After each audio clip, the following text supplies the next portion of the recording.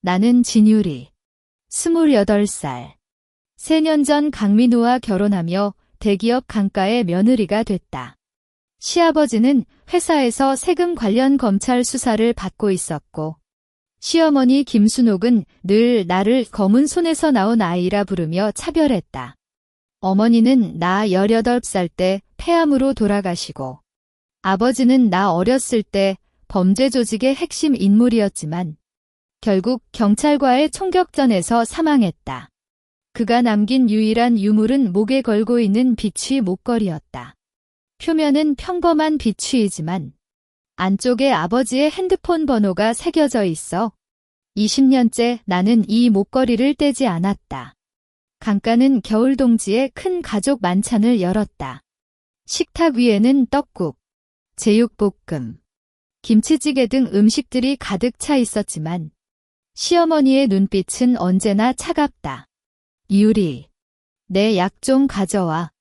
시어머니가 나에게 명령하자 나는 주방에 놓인 약통을 가져왔다. 시어머니가 물과 함께 약을 삼키고 나서 갑자기 그녀는 약그릇을 바닥에 내던졌다.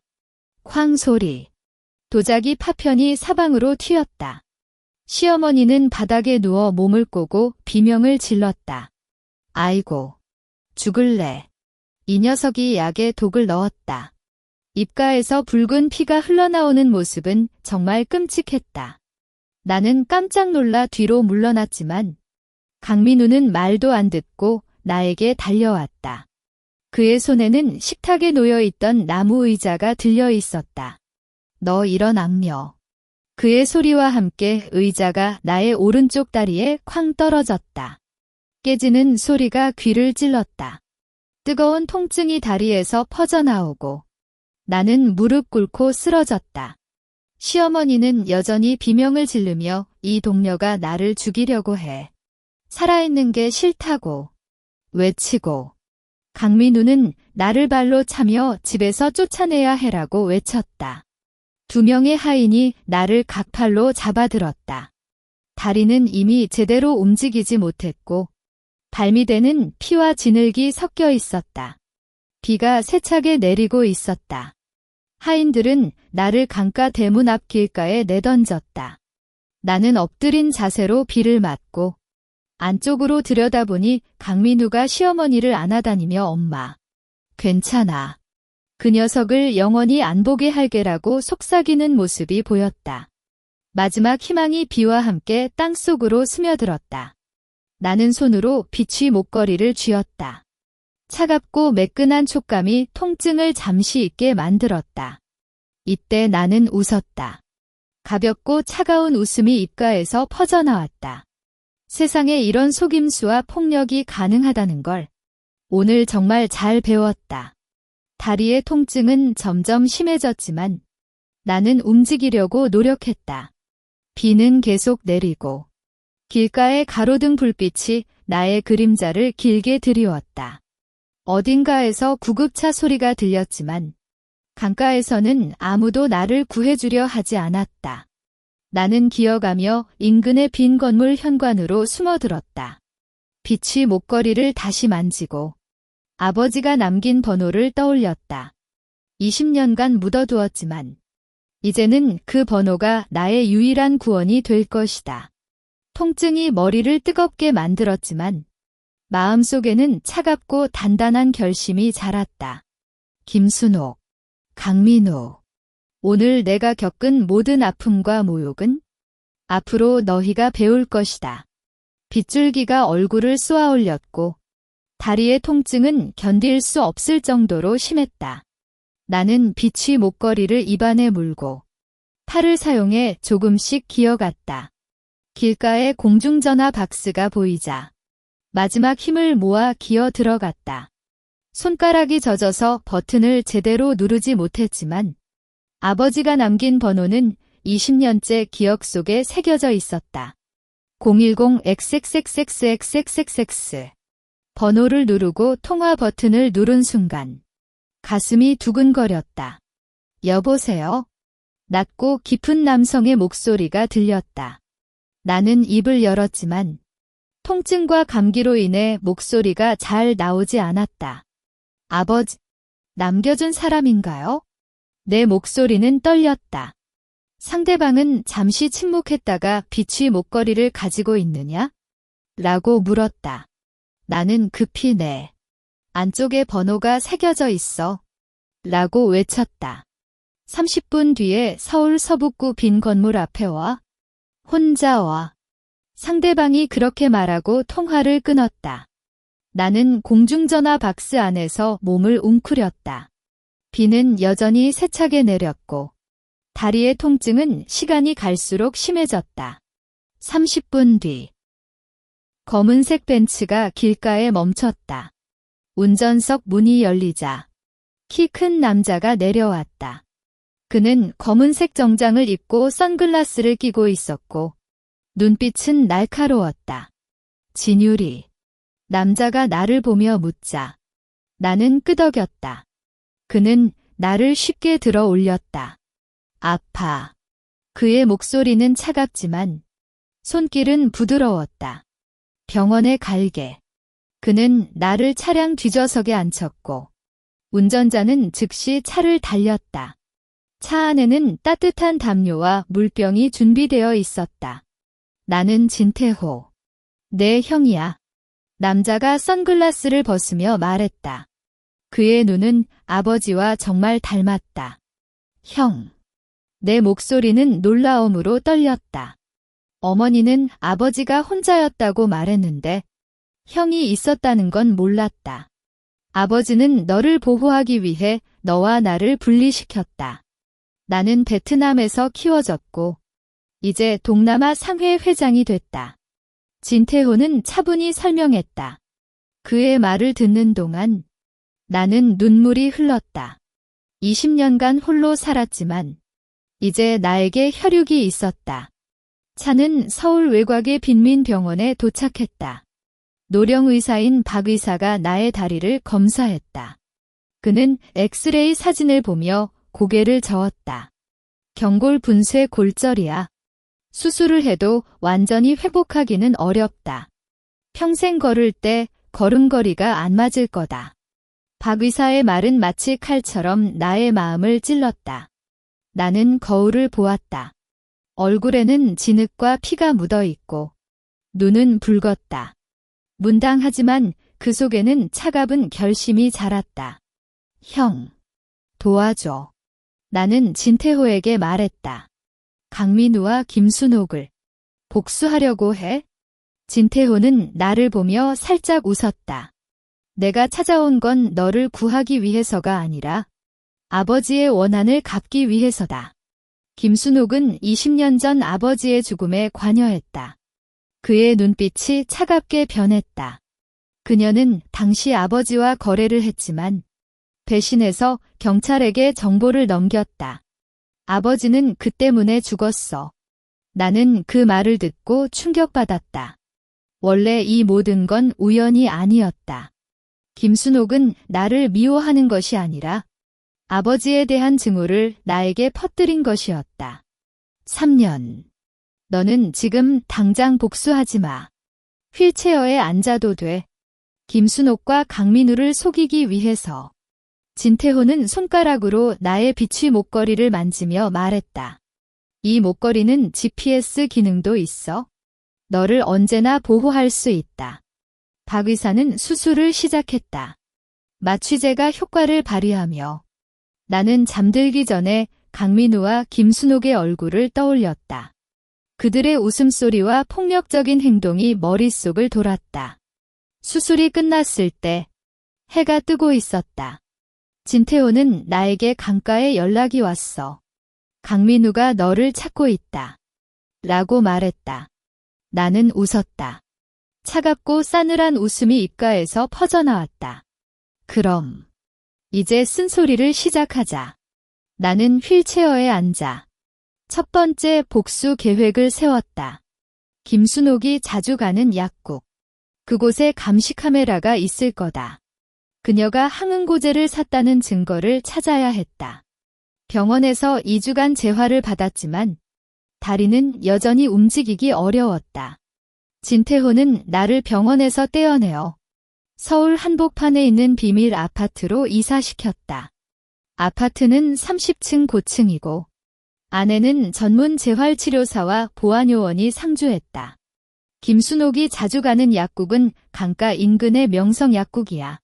그 약국장은 전에 범죄 기록이 있어 우리에게 협박할 수 있는 지렛대가 있다. 진태호가 노트북을 펼쳐 보여줬다. 화면에는 약국장 이철수라는 사람의 개인정보와 과거 범죄 기록이 나열되어 있었다. 나는 휠체어에 앉아 노트북을 보며 말했다. 형, 이 사람에게 연락해. 약국 내부 감시 카메라 영상을 가져오게 해. 특히 지난 3개월간 김순옥이 왔을 때의 영상. 진태호는 끄덕고 내가 직접 갈게라고 말했다. 그날 저녁, 진태호는 이철수와 만나왔다. 이철수는 500만 원을 받고 영상을 주겠다고 했다. 하지만 그는 김순옥이 매달 와서 와파린을 사간다고 말했어.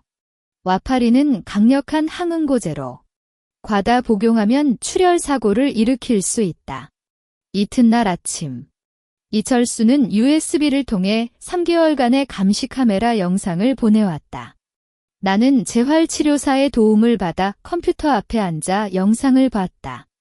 9월 15일. 김순옥이 약국에 들어왔고 이철수에게 와파린 한 통 주세요라고 말했다. 10월 20일, 11월 18일, 매달 같은 날짜에 그녀가 와파린을 구매하는 모습이 선명하게 기록되어 있었다. 영상 속 김순옥은 항상 눈을 돌려 살펴보며 긴장한 표정을 짓고 구매 후 바로 차에 탈출하는 모습이었다. 이 영상이 충분히 강력한 증거다. 나는 영상을 저장하고 진태호에게 전송했다. 그때 휴대폰이 울렸다. 강민우의 번호였다. 나는 통화 버튼을 눌렀다. 유리, 너 어디 있어? 병원에 갔는데 없더라고. 그의 목소리는 슬픔을 가장하지만 속은 차갑다.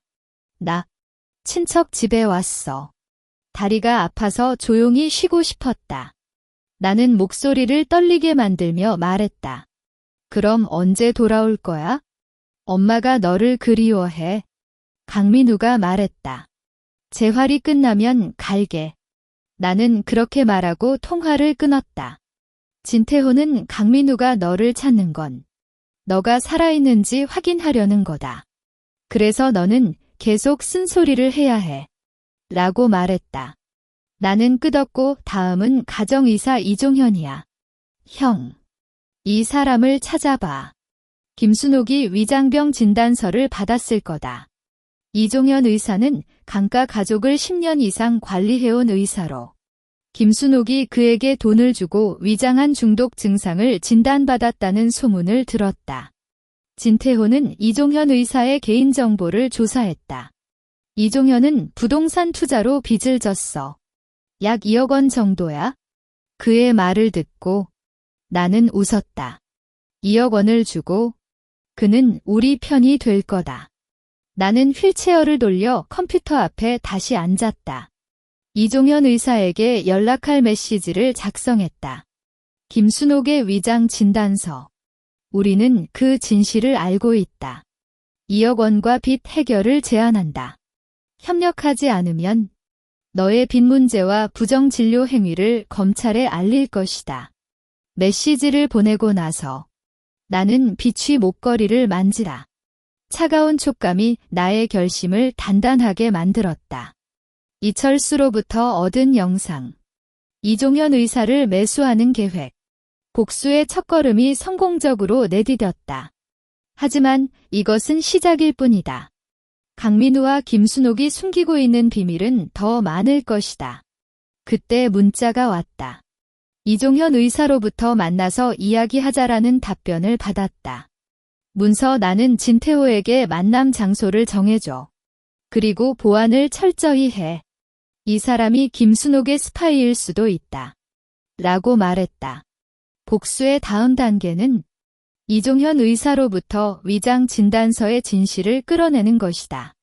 만남 장소는 서울 강남구에 있는 비밀 클럽으로 정했다. 진태호가 이곳을 운영하는 친구에게 부탁해 최상층 VIP룸을 독점 사용할 수 있었고 방 안과 복도에는 보안요원이 숨어 있었다. 나는 휠체어에 앉아 VIP룸 소파에 기대어 있었고 앞에는 커피가 차려져 있었다. 이종현이 10분 후 도착할 거다. 진태호가 시계를 보며 말했다. 나는 끄덕고 비취 목걸이를 살짝 만지다. 이 만남이 성공적이어야 다음 단계로 나갈 수 있다. 도어벨이 울렸다.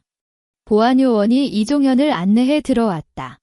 그는 중년 남성으로 안경을 쓰고 있으며 긴장으로 얼굴이 진했다. 진유리 씨. 이종현이 나를 보며 의아해했다. 그는 아마 나가 휠체어에 앉아있는 모습을 예상하지 못했을 것이다. 앉아. 나는 차갑게 말했다. 이종현은 앞쪽 의자에 앉았고 손을 무릎에 얹으며 긴장했다. 김순옥의 중독 진단서. 그건 위조한 거지? 나는 직접적으로 질문했다. 이종현은 눈을 돌렸다. 아니, 그건 그만해. 진태호가 노트북을 펼쳐 보여줬다. 화면에는 이종현이 대부업체에 빚을 졌다는 증거와 부정적인 진료 행위를 한 과거 기록이 나열되어 있었다. 2억 원. 그리고 모든 빚을 해결해준다. 나는 이종현에게 말했다. 대신 너는 김순옥이 너에게 돈을 주고 중독 증상을 위장하라고 부탁한 사실을 적어서 서명하고 음성으로도 증언해줘. 이종현은 고개를 떨렸다. 만약 내가 그렇게 하면 김순옥이 나를 죽일 거다. 그보다 검찰에 너의 부정행위를 알리는 게 더 무서울 거다. 진태호가 차갑게 말했다. 검찰에 고발되면 의사 면허를 박탈당하고 감옥에 갈 수도 있어? 하지만 우리와 협력하면 너는 안전하게 새로운 삶을 살 수 있다. 나는 이종현의 눈을 직접 응시했다. 이종현은 오래 생각한 뒤 고개를 끄덕였다. 좋아. 난 협력할게. 나는 준비해둔 서류를 이종현에게 건넸다.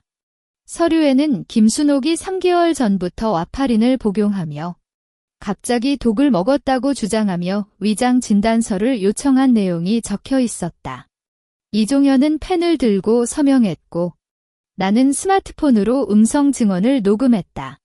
김순옥 씨는 12월 20일 그날 이 약을 먹고 아파하는 척해서 진유리 씨를 쫓아내고 싶어라고 말했어.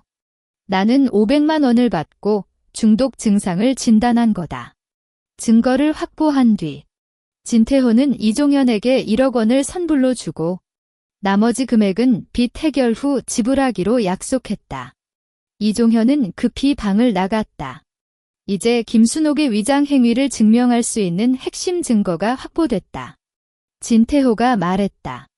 나는 끄덕고 다음은 강가에 간병인을 넣는 거다. 거실 천장에 마이크로 카메라를 설치해야 해. 진태호는 동남아에서 오랫동안 함께 일한 이순자 씨를 추천했다. 이순자 씨는 50대 여성으로 가사 경험이 풍부할 뿐만 아니라 전문 보안 훈련을 받은 인물이었다. 이순자 씨는 한국말을 잘하고 김순옥이 마음에 들어하는 타입이야. 강가에서 간병인을 뽑는다는 광고를 내놨어. 진태호가 말했다. 이튿날 이순자 씨는 강가에 지원했다. 김순옥은 이순자 씨의 친절한 태도와 풍부한 경험을 마음에 들어했고 바로 채용했다. 이순자 씨는 첫날 일하는 동안 거실 천장의 조명 안에 마이크로 카메라를 설치했다. 카메라는 매우 작아서 발견하기 어렵고 실시간으로 영상을 우리에게 전송했다. 저녁. 나는 컴퓨터에서 강가 거실 모습을 보았다. 김순옥이 이순자 씨에게 진유리 그 녀석이 아직도 살아있는지 알아? 라고 물었고 강민우는 아마도 죽었을 거다. 비가 세차게 내렸는데 그녀는 다리가 부러진 채 외부에 버려졌으니라고 웃으며 말했다. 나는 컴퓨터 화면을 응시하며 입가에 차가운 미소를 지었다. 이순자 씨가 설치한 카메라는 곧 강민우와 김순옥의 더 많은 비밀을 드러낼 것이다. 이순자 씨가 설치한 마이크로 카메라는 매일 저녁 10시에 자동으로 영상을 백업하며 실시간 스트리밍은 나의 컴퓨터와 진태호의 휴대폰에서 동시에 확인할 수 있었다. 그래서 강가에서 벌어지는 모든 일이 나의 눈을 통해 전달되었다. 설치한 지 3일 뒤 저녁, 카메라 화면에 예상치 못한 인물이 나타났다. 20대 후반의 매력적인 여성이 강민우와 함께 거실에 들어왔고, 그녀는 김순옥이 자는 방으로 가는 길을 알고 있듯이 편안하게 소파에 앉았다. 오빠, 진율이 그 녀석 정말 죽었어? 여성이 강민우에게 팔짱을 끼고 말했다. 몰라. 하지만 다리가 부러진 채 빗속에 버렸으니 살아있을 리 없지? 강민우는 여성을 안아주며 웃었다. 그럼 이제 우린 마음 편히 만나도 돼? 엄마도 이제 그 녀석 때문에 심심해하지 않을 거야. 여성이 입 맞추고 말했다. 나는 컴퓨터 앞에서 손가락을 꼭 쥐었다. 이 여성은 강민우의 비밀 애인 박수진이었다. 전에 강민우가 업무 회식이라고 말하며 만나던 사람이 바로 그녀였다. 그 절름발이 때문에 정말 답답했어. 집안일도 제대로 못하고 시청각도 없어. 박수진이 얼굴을 찌푸렸다. 그래서 엄마가 그녀를 쫓아내는 계획을 세웠잖아. 와파린을 먹고 중독된 척해서 그녀를 독살범으로 몰아넣는 거지? 강민우는 웃으며 말했다. 그럼 경찰에게 신고하지 않아? 그녀가 살아있으면 위험해. 박수진이 말했다. 엄마가 죽었다는 걸 증명하면 더 편해라고 했어. 그래서 아직 신고하지 않았지? 이 대화를 들으면서 나는 영상을 저장했다. 이것은 강민우가 김순옥의 계획을 알고 있었으며 함께 협력했다는 확실한 증거였다. 그때 이순자 씨가 문자를 보냈다. 김순옥이 친구와 통화하며 전 남편이 운전사 때문에 사망했다고 말했어. 하지만 눈빛이 의심스러웠어. 나는 이 문자를 진태호에게 보냈다. 형, 김순옥의 전 남편이 어떻게 사망했는지 조사해줘. 이순자 씨 말대로라면 그것도 김순옥의 음모일 수 있다. 진태호는 2일 뒤에 조사 결과를 보고했다. 김순옥의 전 남편은 10년 전 교통사고로 사망했다. 당시 운전자는 음주 상태였고 징역 3년을 선고받았지만 출소 후 6개월 만에 홀로 사는 아파트에서 숨을 거두었어. 싸이는 자살이었지만 현장에 의문점이 많았다. 진태호가 노트북의 사건 기사와 운전자의 정보를 보여줬다. 운전자는 김순옥의 아버지가 운영하던 회사에서 일했어. 그래서 이 사건은 단순한 교통사고가 아니라 김순옥이 계획한 살인일 가능성이 높다. 그럼 운전자의 가족을 찾아야 해. 나는 말했다. 운전자가 살인을 저질렀다고 생각하지 않는다면 그들의 증언이 중요해. 진태호는 끄덕고 내가 사람을 보내서 찾을게라고 말했다. 그 사이 이순자 씨는 또 다른 중요한 영상을 보내왔다. 김순옥이 방에서 금고를 열고 안에 들어있는 노트를 보고 있었다. 노트에는 복잡한 금액과 날짜가 적혀 있었고 마지막 줄에는 전 남편 5억, 진율이 아버지 10억이라고 적혀 있었다. 나는 이 영상을 확대했다. 이 노트는 김순옥이 아버지와 전 남편에게 돈을 받거나 그들을 해치기 위해 돈을 썼다는 증거일 수 있다. 형, 이 금고를 열어야 해. 노트의 내용을 완전히 확인해야 한다. 나는 말했다. 진태호는 이순자 씨에게 명령할게. 금고 비밀번호를 알아내고 노트를 복사해오게. 그날 저녁 이순자 씨는 김순옥이 샤워하는 사이에 금고를 열었다. 비밀번호는 김순옥의 생년월일이었고 노트를 스마트폰으로 촬영해서 보내왔다. 노트를 자세히 살펴보니 김순옥은 20년 전 아버지와 거래를 통해 10억 원을 받았지만 이후 경찰에게 정보를 넘겨 아버지를 살해했다는 내용이 적혀 있었다. 그리고 10년 전에는 전 남편이 재산을 넘겨주지 않아 운전자를 사주해서 교통사고로 살해했다는 기록도 있었다. 나는 이 노트 사진을 보며 비취 목걸이를 단단히 쥐었다. 아버지의 죽음과 김순옥의 전 남편 사망. 모두 이 녀석의 손짓이었다. 이제 복수의 목표는 단순히 원한을 갚는 것을 넘어 이 모든 범죄를 세상에 드러내는 것이다. 그때 진태호가 말했다. 운전자의 아들 이민준을 찾았어. 그는 아버지가 무죄라고 주장하며 10년간 증거를 찾고 있었다. 나는 웃었다. 이민준의 증언이 추가된다면 김순옥을 더욱 확실하게 유죄로 만들 수 있다. 이민준을 만나는 장소는 서울 서초구에 있는 조용한 카페 개인실로 정했다. 진태호는 보안요원을 3명 배치했고 카페 주변에도 감시망을 설치했다. 나는 휠체어에 앉아 창가에 기대어 있었을 때 문이 열렸다. 30대 중반의 남자가 들어왔는데 눈썹이 높고 눈빛은 단단했다. 그는 이민준이었다. 진유리 씨. 이민준이 나를 보며 묻자 나는 끄덕였다. 앉아. 진태호가 이민준에게 말했다.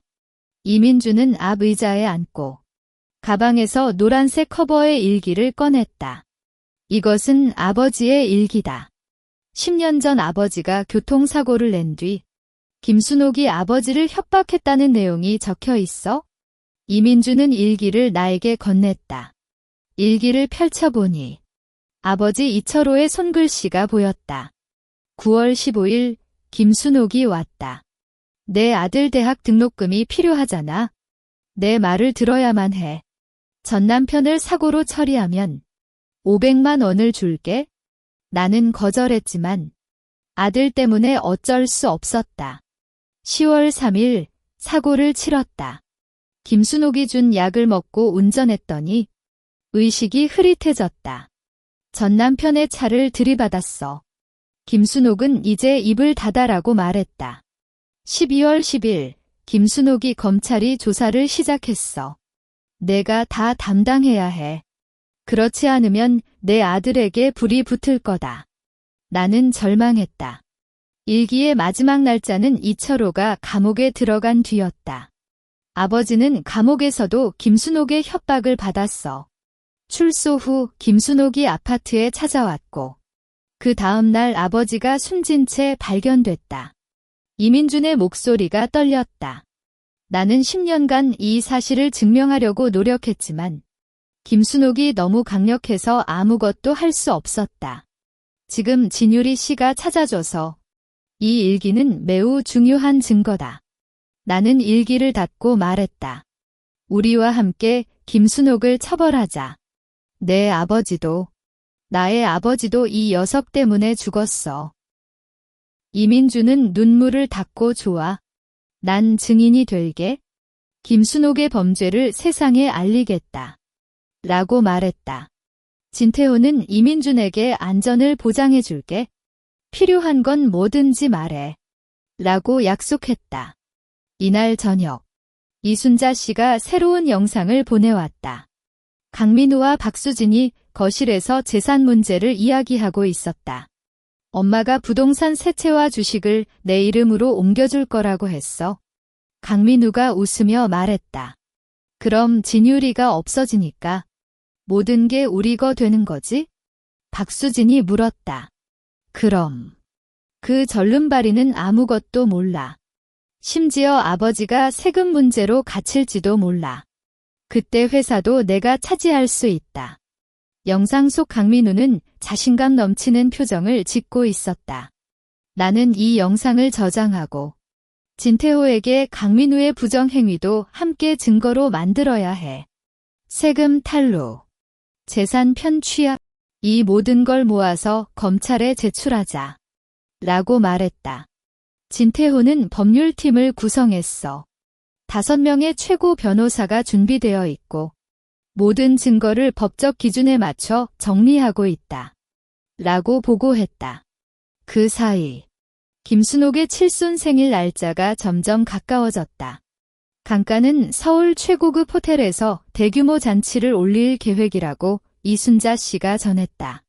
김순옥은 모든 관계자와 귀빈을 초대해서 자신의 권력과 명예를 과시하려고 해. 진태호가 말했다. 나는 휠체어를 돌려 컴퓨터 앞에 앉았다. 그럼 그 잔치에서 모든 걸 끝내자. 김순옥과 강민우가 가장 자랑스러워하는 순간에 그들의 모든 비밀을 폭로하자. 나는 빛이 목걸이를 만지고 거울을 봤다. 지난 1년간 휠체어에서 살았지만 나의 눈빛은 예전보다 훨씬 날카로웠다. 재활 치료도 꾸준히 받고 있으며 다리는 조금씩 회복되고 있었다. 형, 잔치 당일 계획을 세워줘.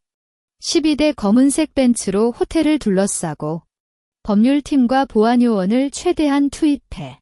그리고 화면을 설치해서 모든 증거를 공개하자. 나는 진태호에게 말했다. 복수의 최종 단계가 시작됐다. 김순옥의 칠순. 그날이 바로 그들의 파멸의 날이 될 것이다. 김순옥의 칠순이 한 달 뒤로 다가왔다. 호텔은 서울 강남의 롯데 호텔 최고층 대회의실로 정했고 초대장은 500여 명에게 발송됐다. 이순자 씨가 몰래 촬영한 잔치 일정표에 따르면 저녁 7시에 식사가 시작되고 8시 30분에 김순옥이 축하 연설을 하며 잔치가 정점에 달했다. 바로 그때 증거를 공개해야 해. 나는 진태호와 법률팀장인 이재훈 변호사에게 말했다. 회의실에는 대형 화면과 영사기가 설치되어 있었다. 증거는 5단계로 구성할게. 첫째, 김순옥이 와파린을 구매하는 영상. 둘째, 이종현 의사의 위장 진단서와 음성 증언. 셋째, 강민우와 박수진의 음모 대화. 넷째, 김순옥의 노트와 전남편 사건 관련 증거. 다섯째, 이민준이 제출한 아버지의 일기. 이재훈 변호사가 발표를 보여줬다. 모든 증거는 법적 효력이 인정되도록 공증했고 관련 증인들도 잔치장 인근 호텔에 대기 중이야.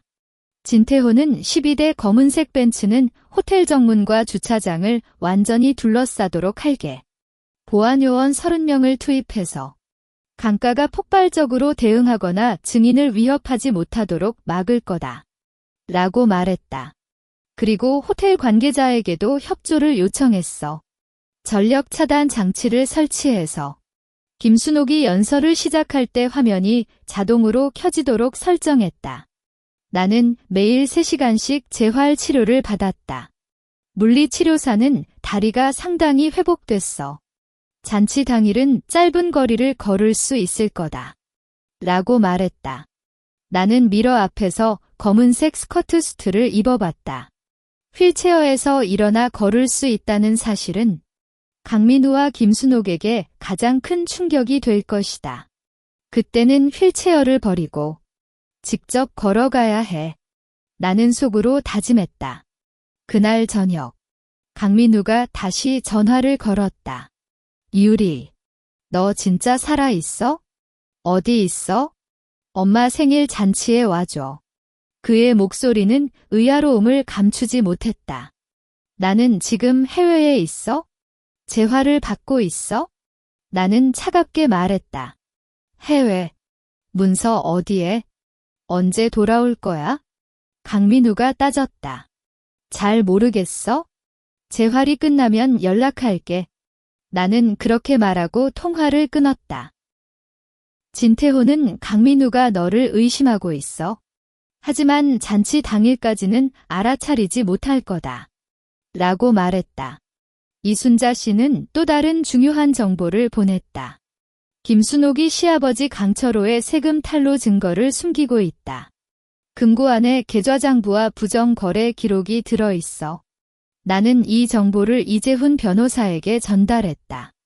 이것도 증거에 추가해. 강가는 단순히 가정 내 폭력이 아니라 사회적 범죄를 저지르고 있다. 이재훈 변호사는 검찰청과도 연락했어. 잔치에서 증거가 공개되는 즉시 검찰이 강철호를 압수수색할 준비를 하고 있다. 라고 보고했다. 잔치 당일을 앞두고 나는 비취 목걸이를 단단히 쥐었다. 아버지의 얼굴이 떠올랐고 어머니가 임종 전 항상 스스로를 지켜라고 말한 목소리도 들렸다. 이제 모든 준비가 끝났어. 진태호가 나에게 말하며 검은색 장갑을 끼웠다. 내일 저녁 롯데 호텔에서 모든 걸 끝내자. 나는 거울을 보며 입가에 차가운 미소를 지었다. 휠체어에 앉아도 나는 이미 강가를 향해 칼을 들고 있었다. 이제 남은 건 그들이 가장 자랑스러워하는 순간에 그들의 모든 것을 빼앗는 것이다. 잔치 전날 저녁, 이민준이 문자를 보냈다. 아버지의 빈소 앞에서 기도했어. 오늘 저녁, 진실이 드러나길 바란다. 나는 내일 너의 아버지와 나의 아버지에게 정의를 갚아줄게. 라고 답변했다. 컴퓨터 화면에는 강가에서 잔치 준비를 열심히 하는 모습이 나왔다. 김순옥은 디자이너가 직접 만든 한복을 입어보고 강민우는 박수진과 함께 초대장을 확인하며 웃고 있었다. 나는 이 영상을 저장했다. 이 웃음이 얼마나 짧은지 곧 그들에게 보여줄 것이다. 잔치 당일 저녁 6시. 서울 강남 롯데 호텔 앞에 12대 검은색 벤츠 차량이 일렬로 늘어섰다. 바닥은 빨간 깔개로 덮여 있고 주차장 직원들은 긴장한 표정을 짓고 있었다. 나는 진태호의 부축을 받아 첫 번째 벤츠에서 내렸다. 검은색 스커트 수트에 높은 구두를 신고 비취 목걸이는 옷 안으로 숨겼다. 다리는 아직 약하지만 단단히 뻗고 걸을 수 있었다. 괜찮아. 진태호가 묻자 나는 살짝 끄덕였다. 진 회장님. 호텔 직원이 겁에 질린 표정으로 진태호를 맞았다. 동남아 상공회의소 회장으로서의 권력은 한국에서도 충분히 인정받고 있었다. 진태호는 그를 무시하고 나를 휠체어로 안내했다. 잠시 후에 걸어가. 그는 속삭였다. 휠체어는 호텔 대회의실 앞까지 이르렀다. 문서를 열자 500여 명의 손님이 모여있는 광활한 공간이 보였다. 김순옥은 한복을 입고 단상에 앉아 손님들의 축하를 받고 있었다. 강민우는 박수진을 옆에 두고 자신감 넘치는 표정을 짓고 있었다. 누가 그래? 검은 차량들이 호텔을 둘렀어. 진 회장님이라고? 그분이 왜 이곳에? 손님들의 속삭임이 들렸다. 김순옥과 강민우도 우리를 보고 의아해했다. 강민우는 진율이 너 살아있어 라고 놀란 표정으로 달려왔다. 나는 휠체어에서 천천히 일어났다. 높은 힐을 신고 뻗은 다리는 손님들에게 충격을 선사했다. 절름발이라고 생각했어? 나는 차갑게 웃으며 말했다. 그 순간 대회의실의 전등이 갑자기 꺼졌다. 어둠 속에서 단상 뒤에 설치된 대형 스크린이 켜졌다. 첫 번째 영상은 명성약국에서 김순옥이 와파린을 구매하는 모습이었다. 9월 15일, 10월 20일, 11월 18일 매달 같은 날짜에 항응고제 와파린을 구매했습니다. 이재훈 변호사의 목소리가 스피커를 통해 울렸다. 김순옥은 단상에서 일어났다. 거짓말. 그 영상은 조작한 거야. 그녀는 소리를 질렀지만 손이 떨렸다. 손님들은 속삭임을 더욱 거셨다. 다음 증거입니다. 스크린에는 이종현 의사의 서명이 있는 위장 진단서와 음성 증언이 나왔다. 김순옥 씨는 진유리 씨를 쫓아내기 위해 중독 증상을 위장하라고 부탁했습니다. 저는 500만 원을 받고 거짓 진단을 했습니다. 엄마, 이게 뭐야? 강민우가 김순옥에게 소리쳤다. 박수진은 뒤로 물러나려다가 보안요원이 막았다.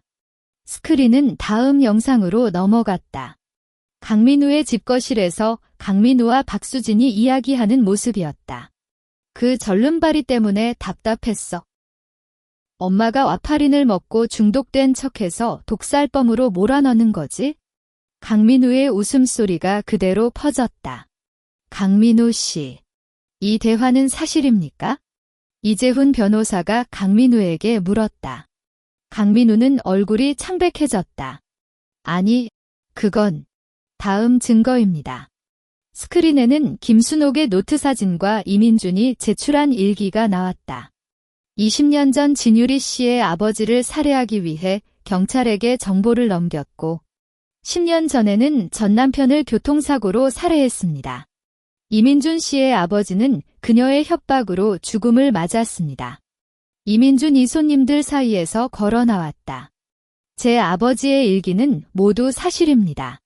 김순옥 씨는 10년간 저를 협박했습니다. 그의 목소리는 분노로 차 있었다. 김순옥은 몸을 떨렸다. 거짓말. 모두 거짓말이야.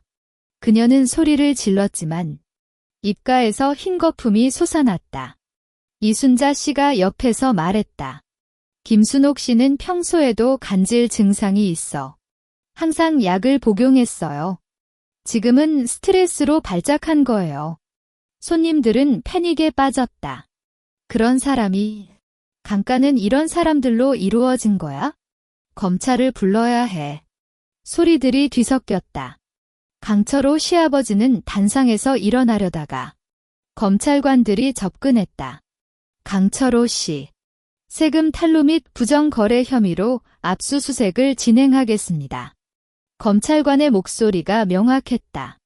진태호는 나에게 다가왔다. 이제 마지막이야. 나는 비취 목걸이를 옷 밖으로 꺼냈다. 빛을 받아 반짝이는 비취에 손님들의 시선이 모였다. 이 목걸이는 제 아버지의 유품입니다.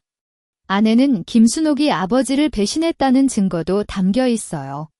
나는 목걸이를 보여주며 말했다. 김순옥은 갑자기 몸을 꼬고 쓰러졌다. 아이고, 살려줘. 그녀는 비명을 지르며 경련했고 입가에서 붉은 피가 흘러나왔다. 강민우는 뒤로 도망치려 했지만 보안요원이 붙잡았다. 놓아. 나는 죄 없어. 그가 소리를 질렀지만 아무도 그를 듣지 않았다. 박수진은 무릎 꿇고 울기 시작했다. 제발 용서해주세요. 나는 강민우에게 속아서 그랬어요. 이재훈 변호사는 법적 문서를 펼쳤다. 김순옥 씨는 무고, 의도적 살인 미수, 협박 혐의로, 강민우 씨는 고의적 상해, 증거인멸 혐의로 검찰에 고발하겠습니다. 손님들은 촬영을 하거나 빠르게 대회의실을 나가려 했다. 호텔 관계자들은 긴장해서 어떻게 해야 할지 몰랐다. 나는 강민우와 쓰러진 김순옥을 응시하며 입가에 차가운 미소를 지었다. 이것이 바로 그들이 저지른 죄에 대한 첫 번째 보상이다. 하지만 이것은 끝이 아니다.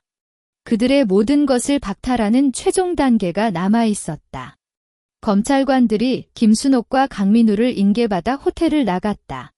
김순옥은 여전히 몸을 경련하며 비명을 질렀고 강민우는 얼굴을 감추며 저항했다.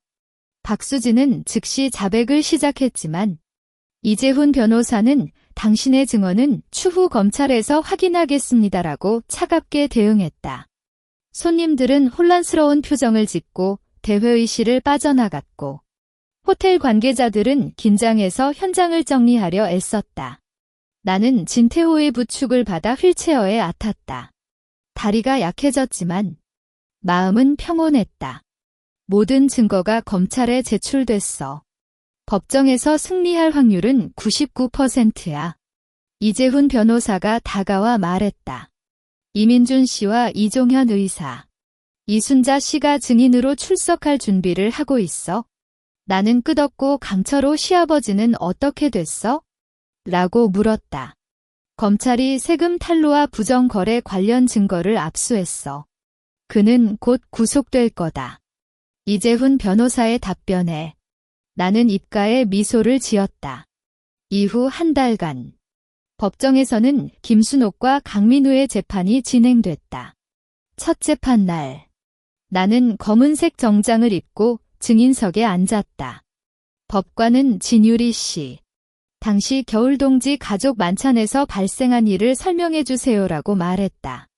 나는 차갑고 명료하게 김순옥이 약그릇을 깨뜨리고 독살범으로 몰아넣었으며 강민우가 의자로 다리를 부순 사실을 증언했다. 거짓말입니다.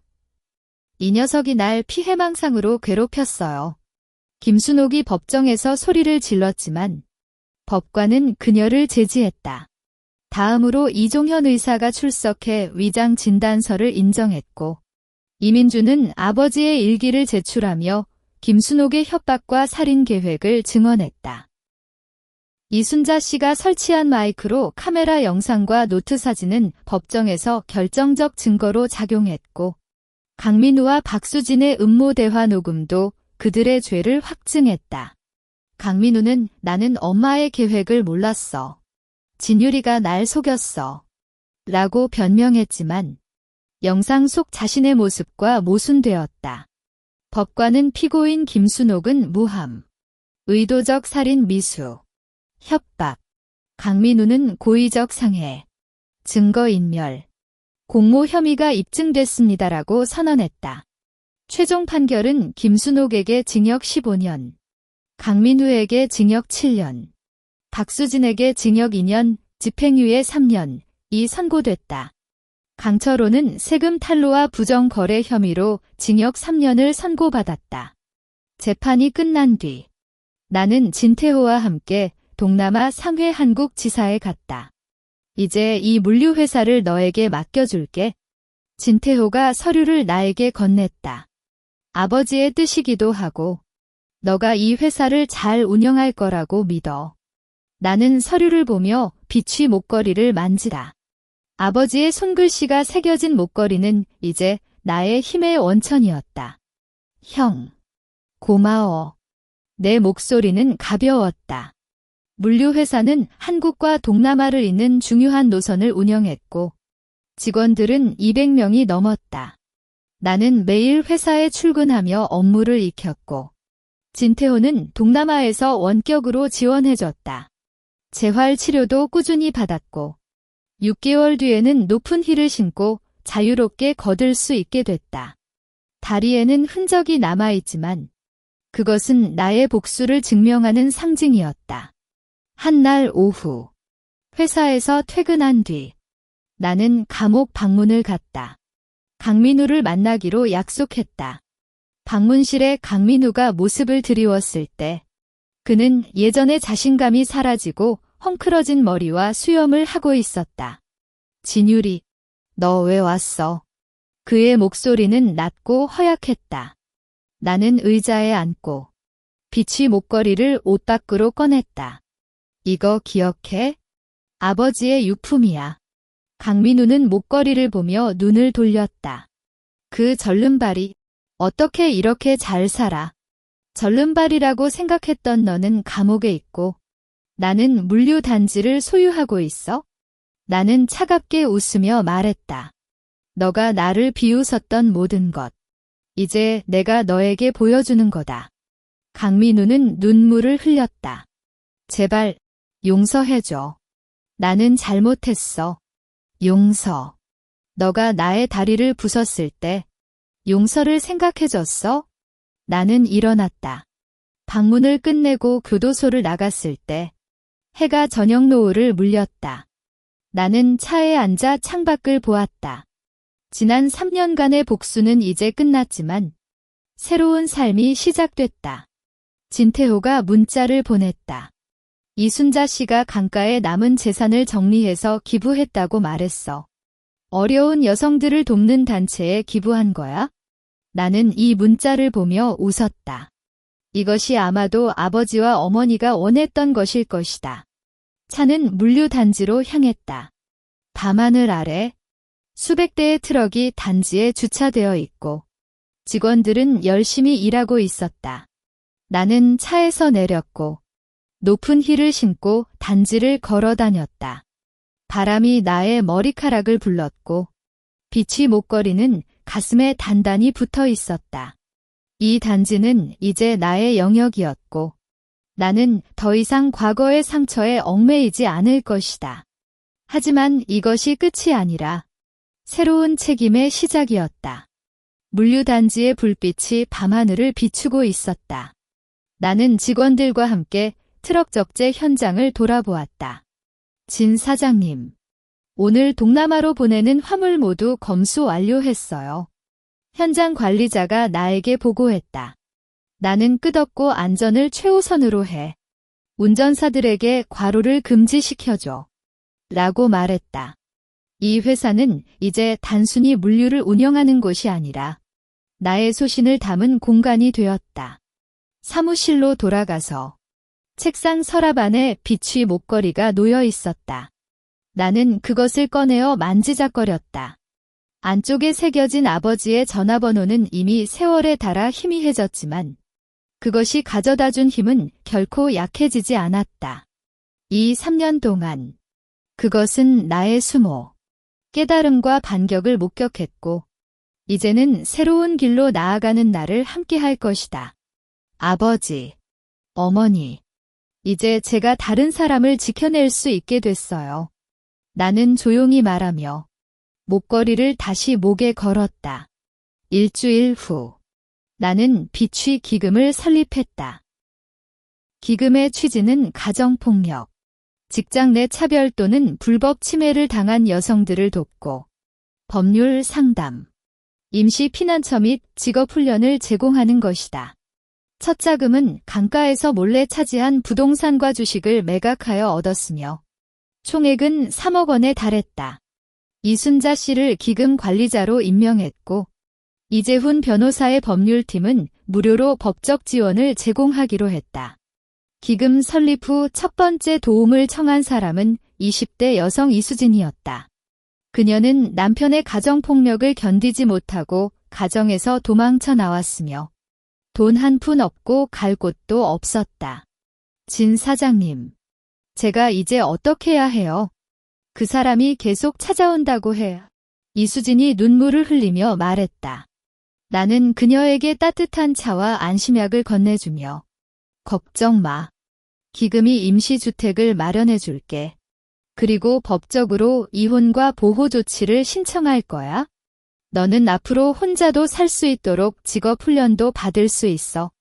그 후 반년 동안 비취기금이 120여 명의 여성을 돕는 데 성공했다. 어떤 여성들은 직업훈련을 통해 물류단지에서 일하게 되었고 어떤 이들은 법적 도움으로 가해자로부터 성공적으로 벗어나 새로운 삶을 시작했습니다. 진태호는 동남아에서도 기금 지부를 세우기로 했고 아버지의 뜻도 이런 거였을 거야. 너가 잘하고 있어? 그는 영상통화에서 웃으며 말했습니다. 한 여름의 오후, 저는 다시 감옥에 왔습니다. 이번에는 강민우를 만나러 온 것이 아니라 김순옥을 방문하기 위해서였습니다. 그녀는 죄수복을 입고 있었고 머리는 희끗희끗했으며 예년의 오만한 기세는 이미 사라져 있었습니다. 진유리, 너 왜 왔어?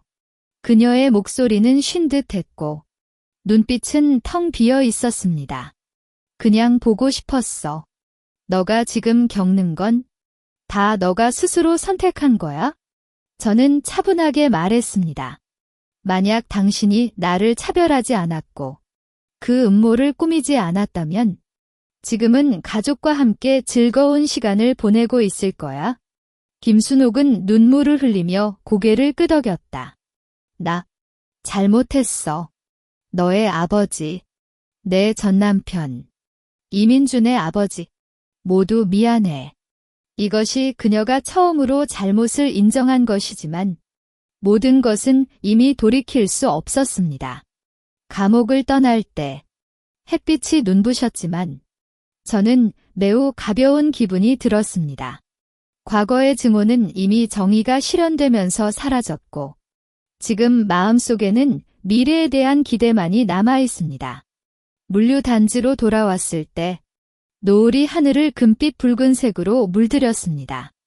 직원들이 기금 설립 1주년을 기념하는 행사를 준비하고 있었고 단지 곳곳에 비취의 빛, 여성의 힘이라고 쓰인 현수막이 가득 걸려 있었습니다. 이수진이 나에게 다가와 진 사장님, 제가 이제 자기 계좌에 첫 월급을 받았어요. 고마워요. 그녀의 얼굴에는 자신감 넘치는 미소가 가득했습니다. 저는 멀리 달리는 트럭과 웃고 있는 사람들을 바라보며 목에 걸린 비취 펜던트가 석양 아래에서 부드러운 빛을 내며 반짝였습니다. 예전에는 복수가 인생의 전부라고 생각했지만 지금에서야 진정한 해방은 적을 파괴하는 것이 아니라 자신의 힘으로 다른 사람들의 길을 밝히는 것임을 깨달았습니다. 이 3년간의 고투와 반격은 제 자신을 위해 공정함을 되찾았을 뿐만 아니라 진정한 인생의 가치를 찾게 해주었습니다.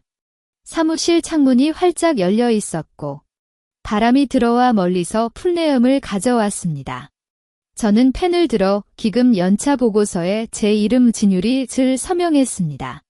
강가에 차별받는 며느리에서 물류회사 사장으로, 그리고 여성지원기금 설립자로 제 인생은 완전히 새로운 장을 열었습니다. 그리고 이 모든 것은 그 폭우가 내리던 밤의 깨달음에서 시작되었고 목에 걸린 이 작은 비취 펜던트에서 시작되었습니다.